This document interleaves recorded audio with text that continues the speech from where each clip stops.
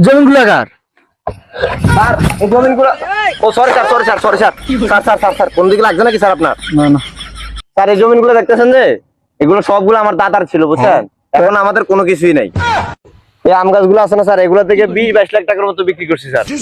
ও আচ্ছা, তো এখন বেচার মতন কি আছে? স্যার এখন আর বেচার মতো কোনো কিছু না, শুধু এই তেঁতুল গাছটা আছে স্যার, এটাই বিক্রি করবো আসান। ও স্যার এই যে তেঁতুল। তেতি তো মাশাআল্লাহ অনেক আসছে। তো এই লোক কি? এই তুই কে রে? ভাই আমি গনি।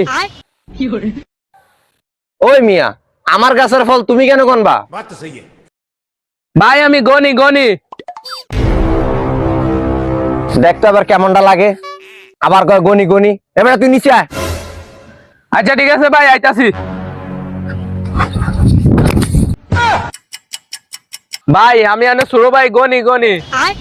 আমি আগে কইছিলাম আনে চোখের চিকিৎসা করতেন। ভাই দিন ধরে রয়েছে অনেক এই অবস্থা।